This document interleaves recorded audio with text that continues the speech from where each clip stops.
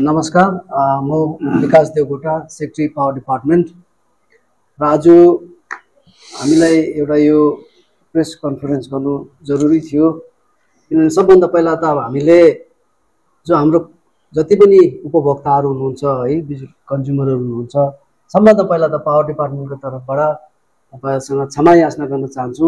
किनभने हिजो बेलुकीदेखि तपाईहरुलाई धेरै यो बिजुली डिस्टर्ब भएकोले गर्दाखेरि तपाईहरुले धेरै दुःख तपाईहरुलाई पर्यो।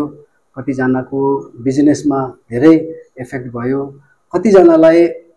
कतिजनाको अब घरमा बिमारी थियो होला, के थियो होला है, त्यो सबै जति तपाईहरुलाई प्रब्लम भयो है, त्यसको लागि एकदम क्षमा प्रार्थी छौं हामी।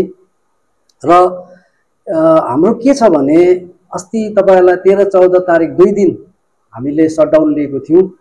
त्यो 2 दिन शटडाउन चाहिँ किन लिएको थियो भन्दाखेरि हामीलाई हाम्रो जुन चाहिँ बत्ती आउँछ तल पावर ग्रिडबाट आउँछ सप्लाई, हाम्रो सिक्किममा यो ग्याङटोक एरिया र नर्थ जाने पावर ग्रिडमा चाहिँ 2टा मात्रै ट्रान्सफर्मर छ जसले चाहिँ पावर सप्लाई गर्छ।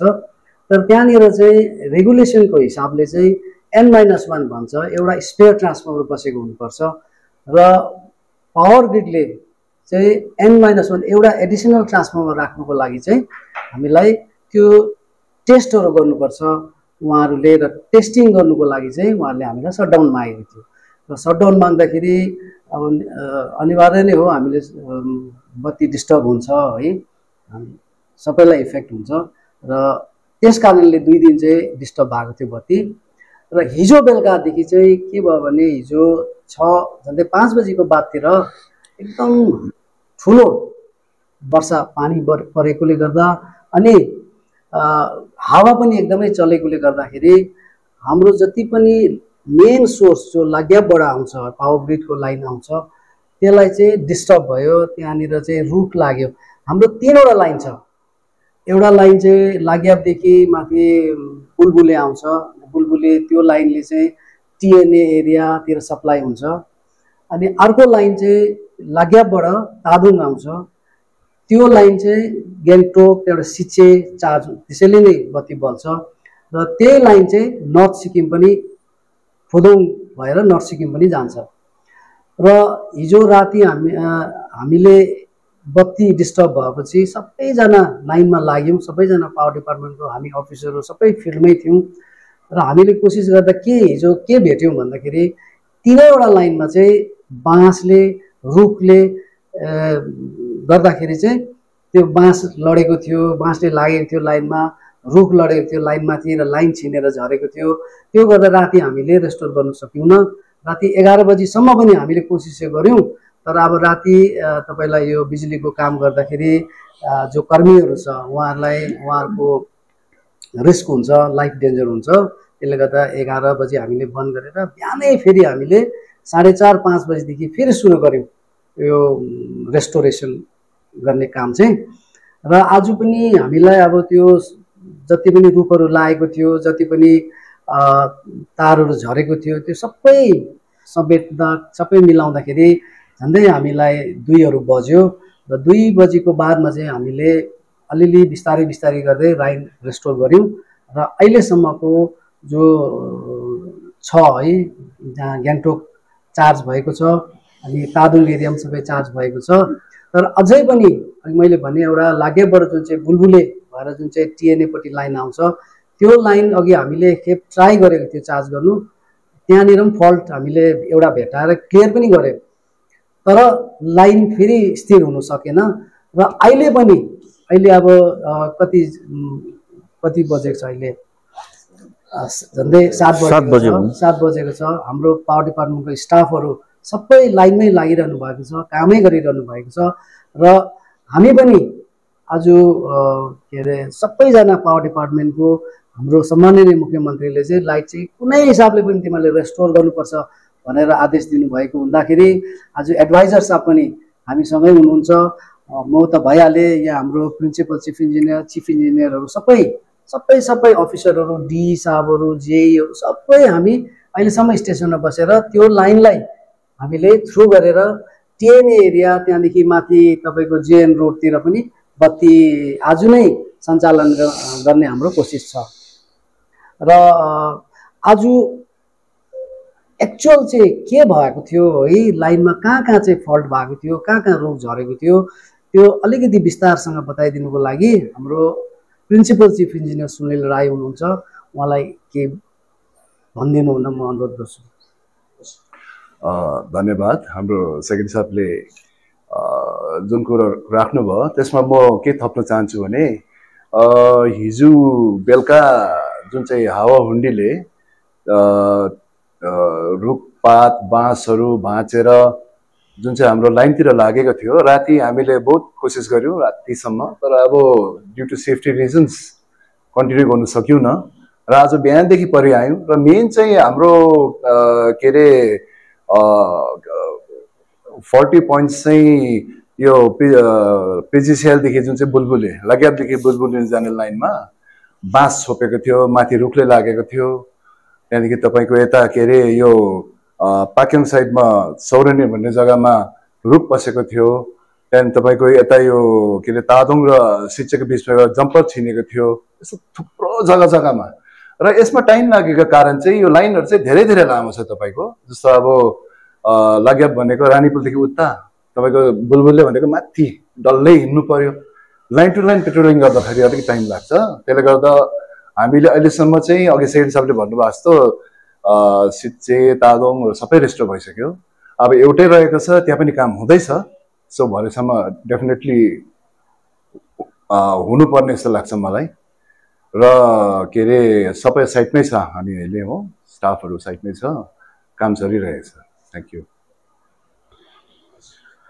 सर्वप्रथम नमस्कार है। विशेष गरी हजुर सबैलाई म विनम्र निवेदन गर्न चाहन्छु अनि खेद प्रकट गर्न पनि चाहन्छु, किनभने हिजो जुन प्रकारको हावाहुन्डरीको कारणले गर्दाखेरि बत्तीको लाइनहरू धेरै ठाउँमा फल्टहरू आयो, त्यसले गर्दाखेरि बत्ती आउन सकेन।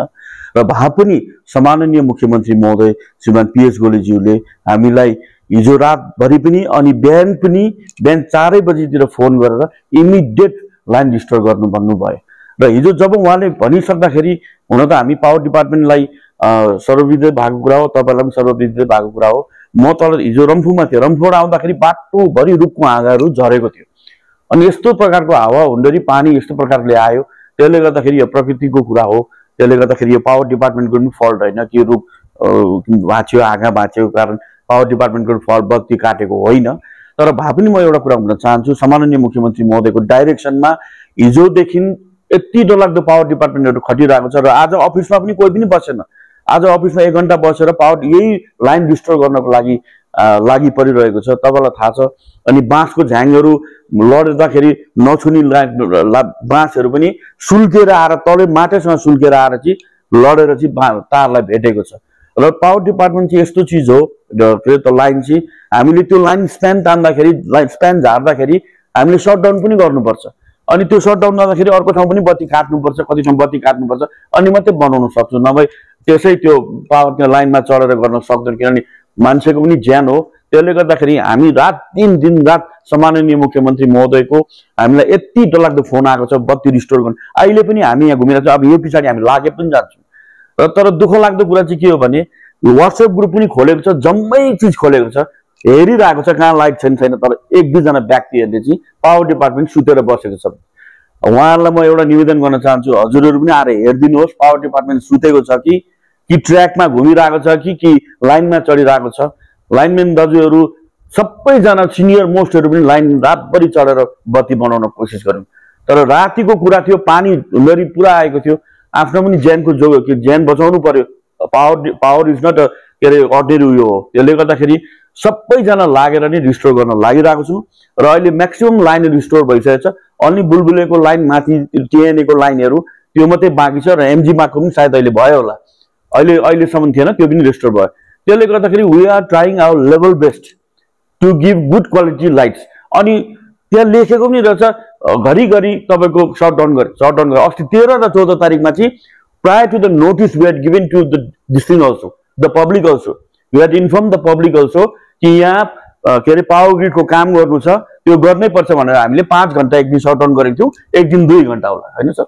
2 घण्टा गर्दाखेरि त्यति बेला बत्ती जाँदा पनि त्यो पनि उहाँहरूले नोटिसहरू हेर्नु भएको रहेनछ, उहाँहरूले हामीले भनेको कुरालाई सुन्नु भएको रहेनछ र लेख्नुभयो पावर डिपार्टमेन्टले बत्ती काट्यो। पावर डिपार्टमेन्टले बत्ती त्यसै काट्दैन, काहीँ न काहीँ फल्ट हुँदा रेक्टिफाई गर्नको लागि त बत्ती काट्छ, नभए बत्ती किन काट्ने, हामी गएर बत्ती किन काट्ने? बत्ती त सबैलाई चाहेको छ र अहिले रेनी सिजन पनि हो र हामीले अलरेडी मिटिङ गरेर अन्डर द डाइनामिक हाम्रो सेक्रेटरी साहबको लिडरसिपमा अनि सबैजना हाम्रो डेडिकेटेड अफिसर्सहरू हुनुहुन्छ, सबैजना लागि परेर हामीले मिटिङ पनि गरिसकेको छौँ। किन अब यो रेनी सिजन हो, त्यसले गर्दाखेरि हामीले हर स्टेसनहरूमा सबैतिर हामीले अब इन्फर्म गर्नुपर्छ, यो लाइनहरूलाई मेन्टेन गर्नुपर्छ, मेन्टेन पनि गरिरहेको छ। त्यसले गर्दाखेरि अब हिजोको कुरा चाहिँ के थियो भने यति डरलाग्दो भलहरू आयो, माथि रहेको बाँस त्यो त्यसै लडे, घाम लागेको टाइममा लड्दाखेरि लाइन छुँदैन थियो, तर सुल्केर आएर माटैसँग सुल्केर आएर लडेपछि त हाम्रो पनि केही पनि लाग्दैन।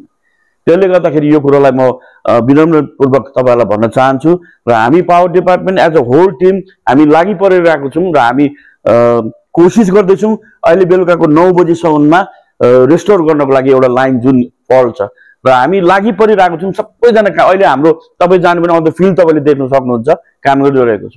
त्यसले गर्दाखेरि अब हामी पनि हेर्नुहोस् के अरे मानिस हो, मान्छे हो र हामी पनि चाहन्छौँ कि सबैलाई राम्रै होस् भन्ने हाम्रो पनि सोच छ। त्यसले गर्दाखेरि हजुरहरूलाई म विनम्र निवेदन गर्न चाहन्छु, हिजोको हावाहुरीको कारणले गर्दाखेरि अलिकति लाइनहरू डिफल्ट भएको छ र हामीले बिस्तारै रेस्टोर गर्दैछौँ। यसको लागि तपाईँहरू चिन्तित नहुनुहोस्, हामी जम्मै लागि परेर बेस्ट अफ दि इलेक्ट्रिसिटी हामी दिन चाहन्छौँ र सम्माननीय मुख्यमन्त्री महोदयलाई चाहिँ म धेरै धेरै धन्यवाद दिन चाहन्छु डिपार्टमेन्टको तर्फबाट। उहाँले हामीलाई पुरा हेल्प गर्नु हुँदैछ, फोन गरी यो ठाउँमा यो गर्नु यो गर्नु, हामी एकदमै उहाँप्रति चाहिँ आभार प्रकट गर्न चाहन्छौँ किनभने उहाँले आफै इनिसिएटिभ लिएर अहिले पावर डिपार्टमेन्टलाई हामीलाई पुरा मद्दत गर्नु भएको छ र हामी पनि उहाँलाई हेरेर अनि पब्लिकको सुविधा होस् भनेर हामी जम्मै लागि परेको छौँ। र म हजुरलाई यही निवेदन गर्न चाहन्छु, तपाईँले पनि मिडिया मार्फत बताइदिनुहोस् बत्ती किन गएको, के कारणले गएको, किनभने कतिजना अन्जान छ, कतिजनालाई थाहा छैन, कतिजनाले सोच्दै होला बत्ती त्यसै काटेको भनेर। हामीले बत्ती काटेको छैन, हामीले रेस्टोर गर्नको लागि अनि अघि यहाँ हाम्रो सरले भन्नुहुँदै थियो स्प्यान लामो छ र स्प्यानलाई त्यो तार झरेर फेरि लाउँदाखेरि कोही न कोही ठाउँमा सटडाउन पनि गर्नुपर्छ, नभए त्यो ग्याङ त्यो डाउन गर्नु पर्यो, सटडाउन नभए त मान्छे करेन्टले फाल्छ। हामीले सबै कुरा हेरेर नै हामीले काम गर्नुपर्छ र चट्याङ त्यस्तै प्रकारले आइरहेको छ, असिना पानी डरलाग्दो परिरहेको छ। त्यसले गर्दाखेरि हामीले हाम्रो मान्छेलाई पनि के अरे ज्यान जोगाएर नि काम गर्नुपर्छ। त्यसले गर्दाखेरि हजुरहरूलाई विनम्र निवेदन गर्न चाहन्छु, यो नसोचिदिनुहोस् पावर डिपार्टमेन्टलाई केही थाहा छैन भनेर। Power department is on the toes and will work for the people of Sikkim. अनि हामी जहिले पनि सिक्किममा राम्रो बत्ती दिन हामी कोसिस गर्छौँ। Thank you.